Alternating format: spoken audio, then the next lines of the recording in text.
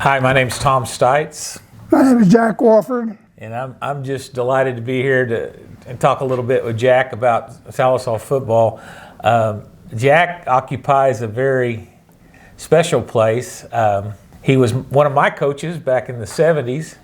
He served in the United States Air Force as lieutenant colonel for a career, and then came home to Sallisaw to raise his girls, and we had the pleasure of having him for one of our assistant coaches.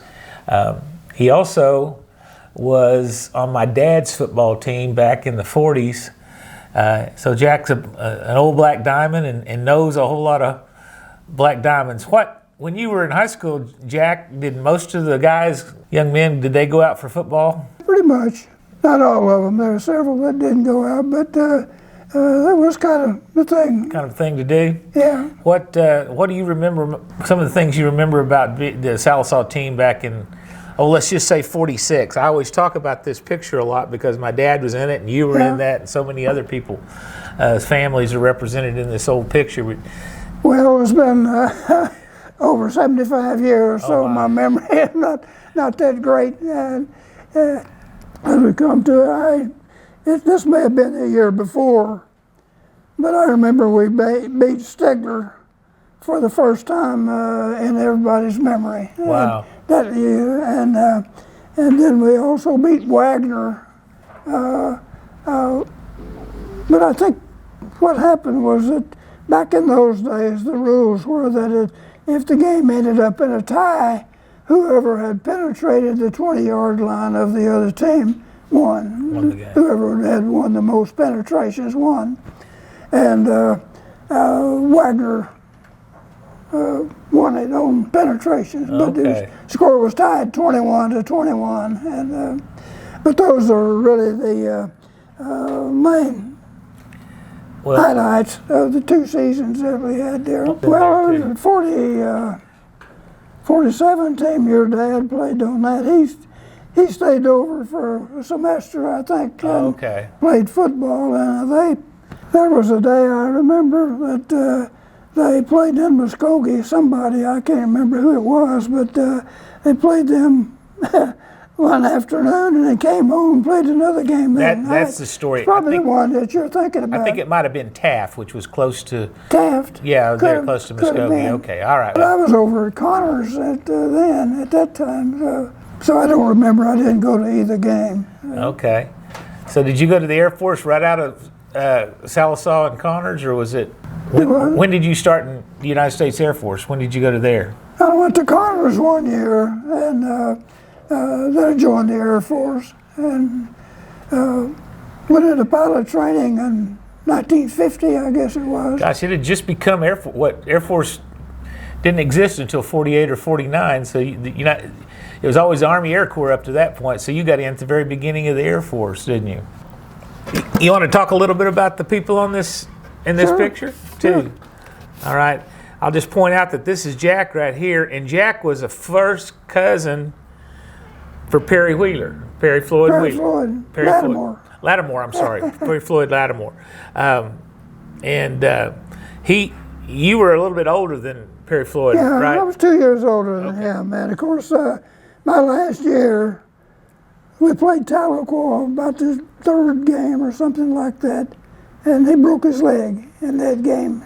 And so he was out for the rest of the season, my last season. And but he recovered and had another couple of good years, I guess. That's the namesake of our stadium there. He broke his leg playing Sallisaw Black Diamond football. Then he became coach later on. And, There's another guy here that raised a few football players for Sallisaw, Jiggs Davis, too. So, Jiggs' son was Steve Davis, played quarterback for OU, and that's right. And Jiggs was a good passer. He was. Good. Did he play quarterback or? He did, not my last season, but he did later on. So. Oh, okay. And then over here we had Dick. Show me Dick Mayo again, paper guy. 51. 51 too. Yeah. I didn't catch him the other day. That he was a big part of this team. And Dr. Bob Mitchell, Yeah. We didn't talk about him the other day too. He became a doctor after playing for the Black Diamonds. But Archie Farmer. Archie Don Farmer, yeah. A lot of families are represented there. The Wheeler family. Yeah. Then of course, my dad and Stites family. My dad had 7 brothers or 6 brothers, and 5 of them played for the Black Diamonds over the years. Yeah. Too. So. Well, Archie, he and I were good friends. Archie and I made all district, all conference that last year. Well, I made it the last 2 years, and Archie made it to this fall of 46th. Oh, okay. Yeah. Well, I remember when you first became our coach back in the 70s after you got out of the Air Force, Coach Lattimore was telling us about you coming on, and how he always looked up to you, and you were kind of his hero when he was playing behind you in Sallisaw. Yeah, we were good friends. We grew up together, and so it was really something. But it was bad that he broke his leg on that last. Yeah. Sure would have been nice if he could have finished out the season. Yeah, for sure. You got any old Jack Horn stories? Was there only one coach? Did you only have one coach on the whole team? No, I think my 1 year was Dorman Young. Okay.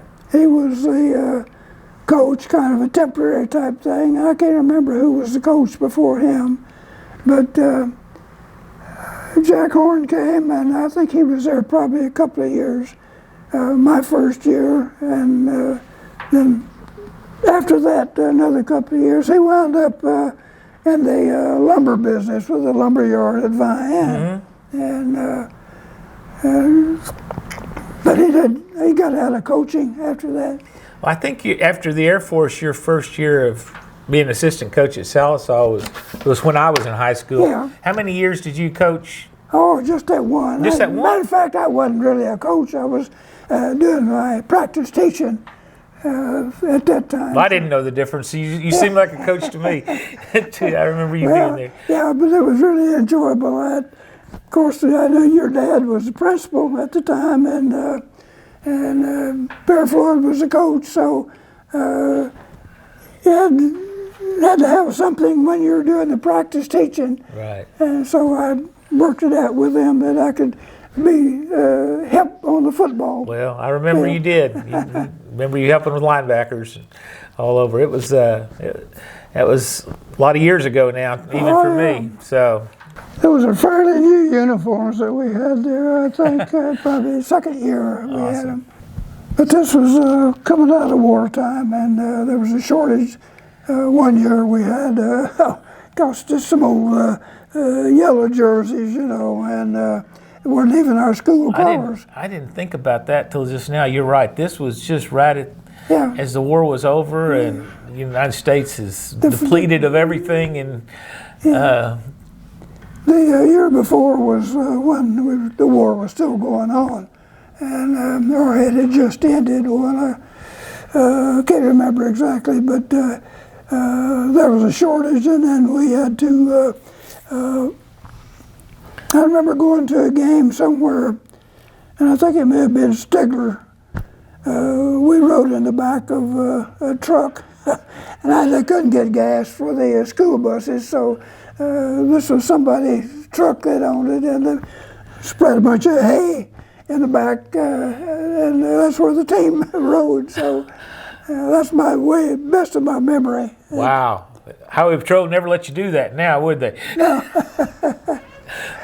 but you rode in the back of a truck on hay, a bed of hay, in order to go represent Sallisaw.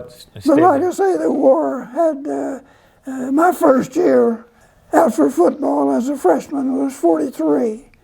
So in 1972, was that the year you were the assistant coach first year? 72. They run together I know. those years after so long. So it was 71 or 72. Okay, who were the seniors? George Davis? Well, I think the year that we moved back here in 1970. Steve was the quarterback that year. Okay. And that's when the Selman brothers were playing. a couple of them anyway. Yeah, Dewey and Leroy were playing. But when you were my coach, I didn't play on. Steve was a senior when I was a freshman. So when I became a sophomore,